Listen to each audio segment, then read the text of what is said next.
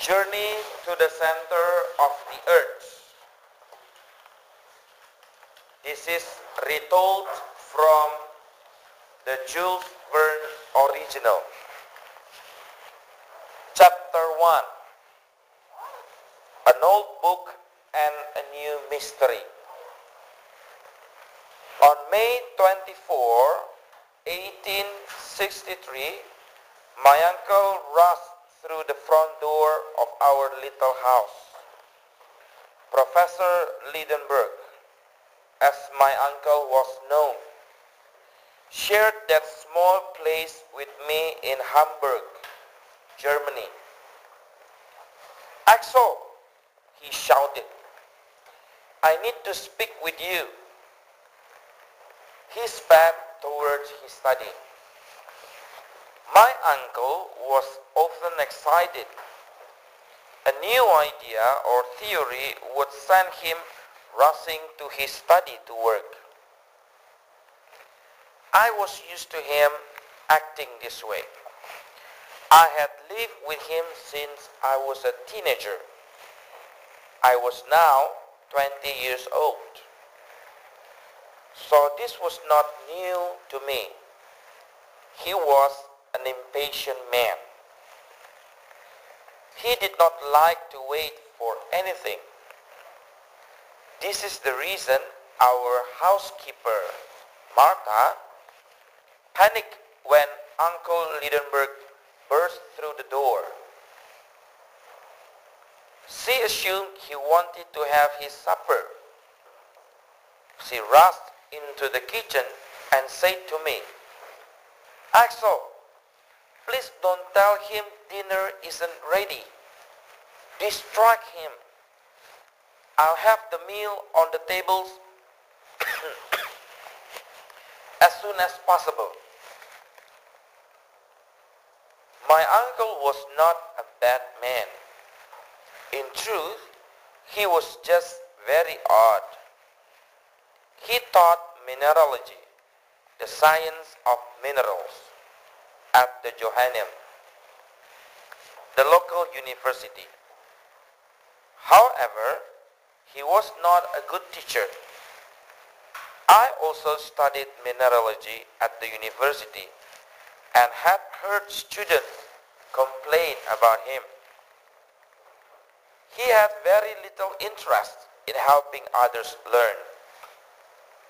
He was a very stubborn man and only talked about whatever interested him at the time.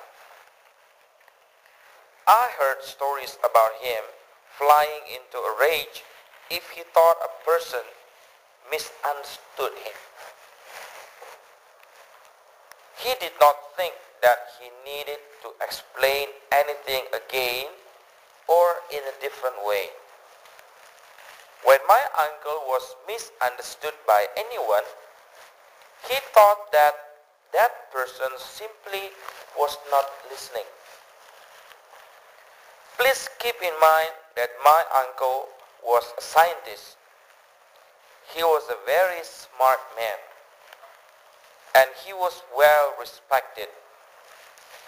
The Lidenbrocks were well known in Germany. There were many libraries and buildings with the family name.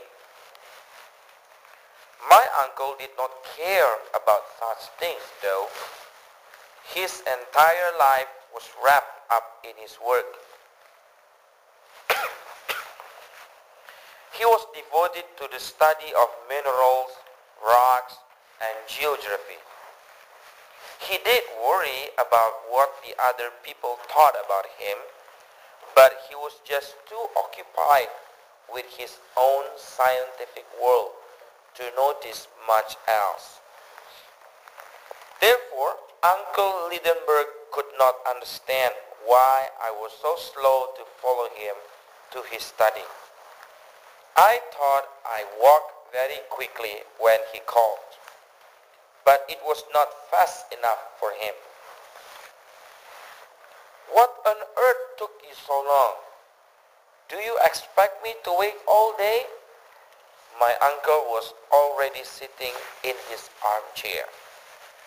He had a very big book in his lap. He did not look up at me while he spoke. I did not sit down right away, but stood by his desk. Uncle usually had a job for me to do. He might ask me to get a book down from a shelf, or he could ask me to run into town to pick something up. "What a book," he said. "What a book." He shook his head in amazement. "Can you not see? This is a priceless gem I found in a shop this morning."